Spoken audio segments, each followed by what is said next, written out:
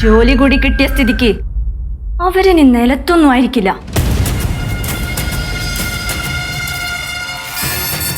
അവൾക്ക് ജോലി കിട്ടാൻ ഞാനും കൂടെ കാരണക്കാരത്തിയല്ല നോക്കുമ്പോളാ. അമ്മയ്ക്ക് ഇത് എന്തിന്റെ കേടായിരുന്നു? എന്തോന്ന്? അല്ല, അമ്മ അവരുടെ കൂടെ നിന്നിരുന്നില്ലേ?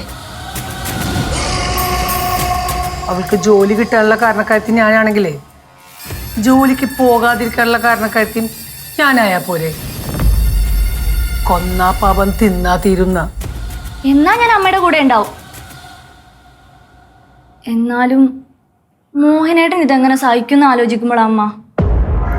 രാവിലെ ഇറങ്ങിപ്പോയതാ പാവം. സങ്കടം സഹിക്കാൻ വയ്യാന്നാ തോന്നുന്ന.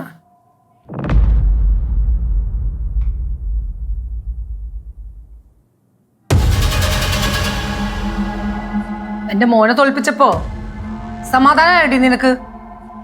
സ്വന്തം മോനെ തോപ്പിക്കാൻ അമ്മ തന്നെയല്ലേ കൂട്ടുന്നത്. അപ്പൊ ഈ ചോദ്യം ഞാൻ തിരിച്ച് അമ്മയോടല്ലേ ചോദിക്കണ്ടേ? അമ്മയ്ക്ക് സമാധാനമായോ അമ്മ? എന്താടി, നീ ഹാപ്പി അല്ലേ? എന്റെ പരീക്ഷ മുടക്കാൻ വേണ്ടി എന്തോരം കഷ്ടപ്പെട്ടതാ, എന്നിട്ട് ഫലം ഉണ്ടായില്ലല്ലോ അഞ്ജു. പരീക്ഷ മുടക്കാൻ നോക്കിയിട്ട് ഫലം ഉണ്ടായില്ല. പക്ഷെ നിങ്ങൾ ജോലിക്ക് പോയി തുടങ്ങിയിട്ടില്ലല്ലോ, അതുകൊണ്ട് അധികം നെകളിക്കണ്ട. എനിക്ക് ജോലി കിട്ടാതിരിക്കാൻ ശ്രമിച്ച് തോറ്റു നിൽക്കുന്ന നിനക്ക് ഇത്രയും നെകളിപ്പുണ്ടെങ്കിൽ നിനക്ക് ഉറക്ക ഗുളിക തന്ന് നിന്നെ ഉറക്കി കിടത്തി എന്റെ കെട്ടിയോനെയും പൂട്ടിയിട്ട് എക്സാമിന് പോയി അതേ ജോലി വാങ്ങി എനിക്ക് ഇത്തിരിയെങ്കിലും നെകളിപ്പ് വേണ്ടേടി? വേണ്ടേ അമ്മ?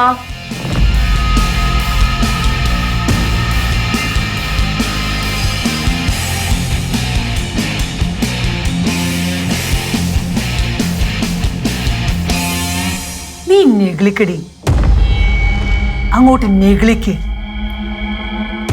നീ ജോലിക്ക് എന്തായാലും പോകാൻ പോണില്ല. നിനക്ക് പരീക്ഷ എഴുതാൻ വേണ്ടി സ്വന്തം മോനെ പൂട്ടിയിട്ടവളാ ഈ യശോദ. ആ ഞാൻ നിന്റെ ജോലി നഷ്ടപ്പെടുത്താൻ ഏതറ്റം വരെയും പോകും.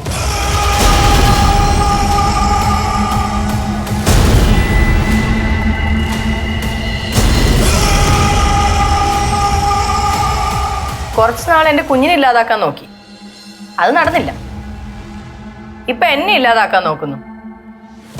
ഇന്നു മുതൽ എന്റെ ജോലി തടസ്സപ്പെടുത്താനുള്ള ശ്രമമായിരിക്കും.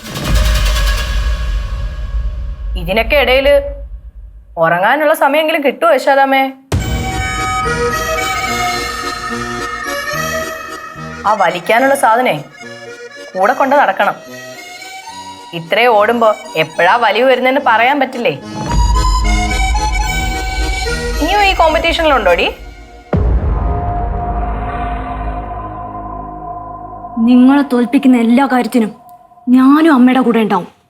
നീയും വേണം. ഒരു ചെണ്ട എപ്പോഴും വില്ലന്മാരുടെ കൂടെ ഉള്ളത് നല്ലതാ.